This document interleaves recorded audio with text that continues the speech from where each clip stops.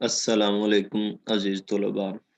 उम्मीद है कि आप सब लोग खैर आफियत से होंगे और कोरोना के वार से महफूज होंगे। अजीज़ तलबा, हम सबक पढ़ रहे थे शहरी दिफा। हमने तकरीबन आधा पढ़ लिया था। आगे से पढ़ना शुरू करते हैं। यहाँ से हमने पढ़ना शुरू करना है। हादसे में बाज़ दफ़ा लोगों की हड्डियाँ टूट जाती हैं। यहाँ से अजीज़ तलबा गौर से सुनिए और मुश्किल अल्फाज के मानी मैं साथ साथ बताता जाऊँगा।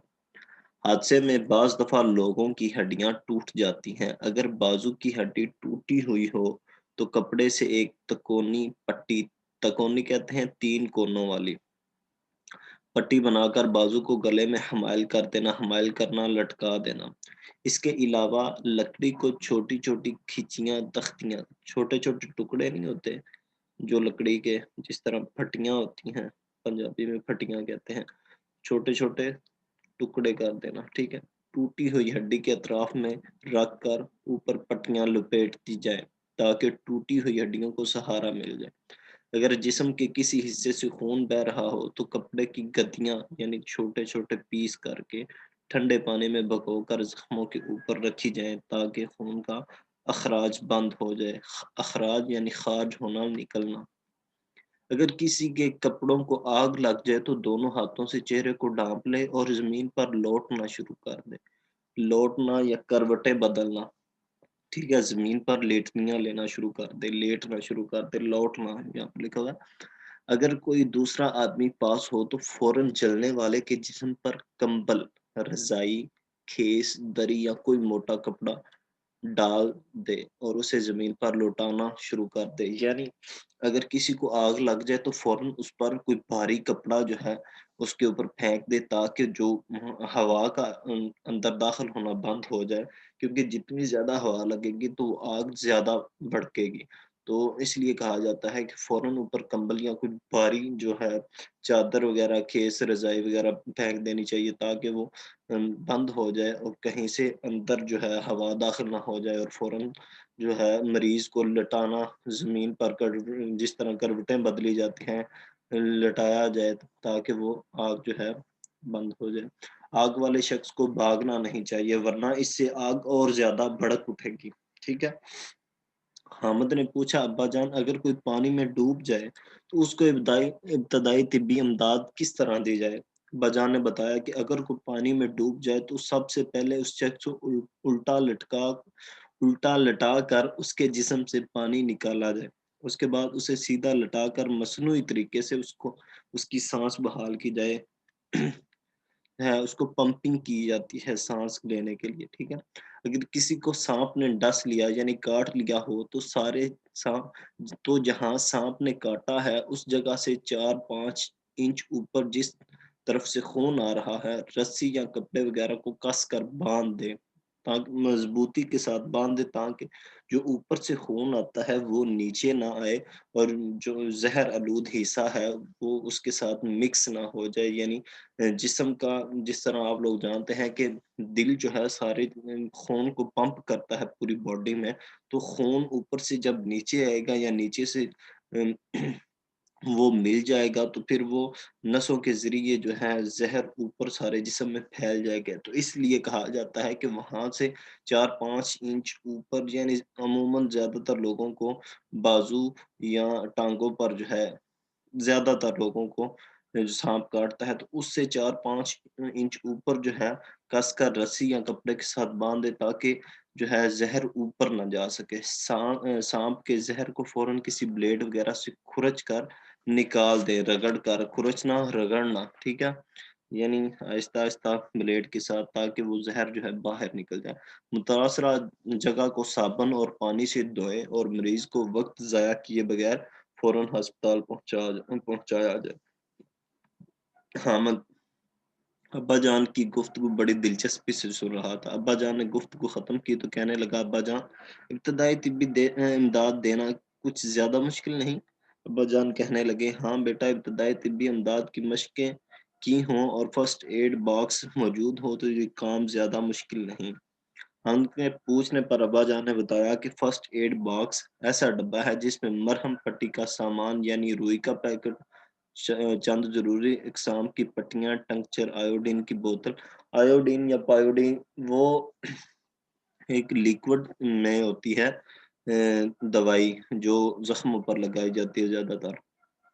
ठीक है, उसके बाद है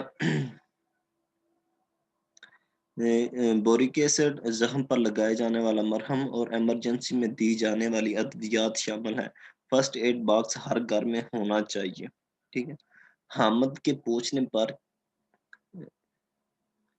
पर के क्या महकमा शहरी दिफा का काम कोई सिर्फ लोगों को इब्तदाई तिब्बी इमदाद देने तक महदूद होता है? महदूद होना एक हद मुतय्यन करना। वजह ने वजाहत के साथ बताया कि महकमा शहरी दिफा जंग और अमन दोनों सूरतों में फ़आल रहता है, यानी अपना काम सरअंजाम देता रहता है। इसके मुलाज़मीन और रज़ाकारों को इब्तदाई तिब्बी इमदाद देने में महारत पैदा करने के साथ-साथ रस्से की मदद से बुलंदी पर चढ़ने, आग बुझाने, ज़ख्मियों की मुश्किल मकामात से बाहिफाज़त निकालने और बुलंदो-बाला इमारतों से सीढ़ियों के नीचे बगैर नीचे लाने की तरबियत भी दी जाती है। अज़ीज़ तलबा, पहले पहल जब हम स्कूल में पढ़ते थे तो उस वक़्त ज़्यादातर इस तरह की टीमें स्कूलों में आती थी और बाकायदा जब गवर्नमेंट स्कूलों में हम पढ़ते थे तो उस वक़्त बाकायदा हमारे टूर जाते थे। मरी या इस तरह के कुछ मकामात होते थे, वहाँ पर कैंपिंग होती थी और बाकायदा ट्रेनिंग दी जाती थी कि फर्स्ट एड बॉक्स को किस तरह इस्तेमाल करना है। अगर अचानक किसी के नाक से नक्सीर बहना शुरू हो जाए तो उसको किस तरह हैंडल करना है, या किसी का सांस फूल जाए या कोई जो है असेंबली में खड़ा हो तो बेहोश हो जाए एकदम से, तो उस तरह ये सारी सूरत हाल के हवाले से आगाह किया जाता था। स्कूलों में टीमें आती थी जो है शहरी दिफा के हवाले से फर्स्ट एड बॉक्स का इस्तेमाल करना, वो सब कुछ सिखाते थे हमें। तो अभी भी कुछ स्कूलों में ये अब जो है जदीद सूरत हमारे सामने जो है रेस्क्यू 1122 की जो टीमें हैं, उनको हम देख सकते हैं। वो भी जो है शहरी दिफा के मुख्तलिफ सूरतों में जो है अपनी ज़िम्मेदारियाँ सरअंजाम दे रहे हैं। तो जंग के दिनों में ये महकमा शहरियों ये महकमा शहरियों को बमबारी से महफूज रहने के तरीके बताता है, जिसमें ज़मीन पर लेटना, रेंग कर एक जगह से दूसरी जगह जाना, सीढ़ियों के नीचे पनाह लेना और खंदकें खोदकर खुद को दुश्मन से महफूज रखना जैसे तरीके खसूसियत से काबिल ज़िक्र हैं। काबिल ज़िक्र जिसका ज़िक्र किया गया हो। ये महकमा रज़ाकारों को पहरा देने, घरों में ब्लैकआउट करने और हल्के हथियार चलाने की तरबियत भी देता है। यानी मिसाल के तौर पर अगर कोई शख्स अकेला है घर में, तो उसके घर में चोर आ गए हैं, तो उसने हथियार चलाना हो या कोई ऐसी सूरत-हाल पैदा हो जाती है, ताकि उनको डरा-धमका कर भगा दिया जाए। तो ये सारे मामलात शहरी दिफा या वो टीमें जो होती थी, वो बताती थी। जिससे लोगों में हौसला और एहसास ज़िम्मेदारी बढ़ता और वो अपनी और अपने वतन की हिफाज़त के लिए कमर बस्ता हो जाते थे। हामिद ने कहा, अब्बा जान, क्या मेरी उम्र के नौजवान भी महकमा शहरी दिफा से तरबियत पा सकते हैं? क्यों नहीं? तुम्हें और तुम्हारी उम्र के नौजवानों को ये तरबियत हासिल करनी चाहिए। बेहतर होगा कि तुम इस सिलसिला में अपने असातिज़ा से बात करो।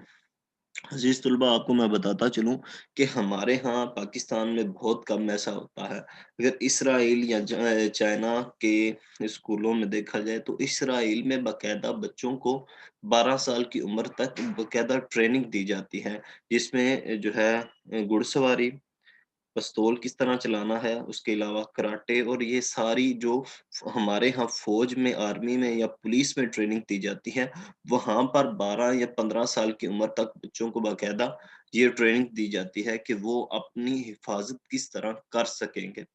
तो 12-15 साल की उम्र तक उनको जो है मोबाइल फ़ोन भी नहीं दिया जाता और इस तरह की सारी जो है महारतें उनको सिखाई जाती हैं। मैंने बताया है जिस तरह घुड़सवारी, तलवारबाज़ी, नेज़ाबाज़ी और कराटे, ये सारी चीज़ें उनको बाकायदा स्कूलों में सिखाई जाती हैं।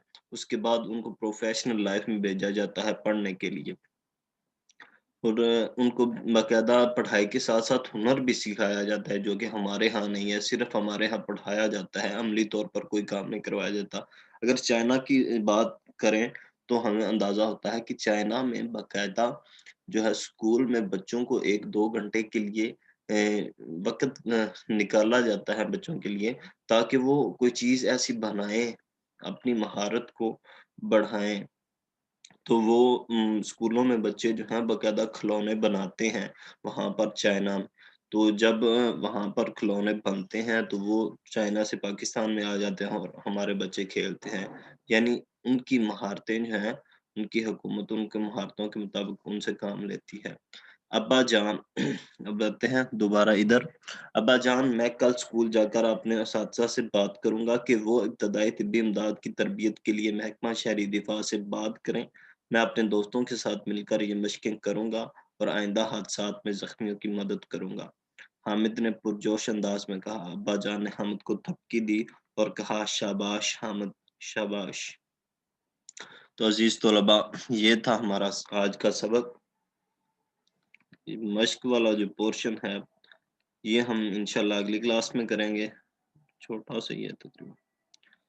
آپ اپنے طور پر بھی جو ہے، میں نے باقاعدہ آپ لوگوں کو کہا بھی ہوا ہے کہ اپنے جو رجسٹر ہیں جن پر آپ اردو کا کام کر رہے ہیں ان پر ان مشقی سوالات کو اور الفاظ بانی اور جملے جو ہیں ان کو لکھ لیا کریں اور باقاعدگی کے ساتھ لکھا کریں، کیونکہ جب آپ نے دوبارہ کالج میں آنا ہے تو آپ لوگوں کے ٹیسٹ ہونے ہیں، ذہن میں رکھنا۔ اس کی بیس پر آپ کو پری 9th میں یا 9th میں بھیجا جائے گا۔ ٹھیک ہے عزیز طلباء، اپنا بہت سارا خیال رکھیے گا اور کرونا کے وار سے محفوظ رہیے، باہر نہیں نکلنا، اور اگر نکلنا بھی ہے تو ماسک کا استعمال کریں اور اپنی حفاظت کریں۔ اپنا بہت سارا خیال رکھیے گا۔ اللہ حافظ۔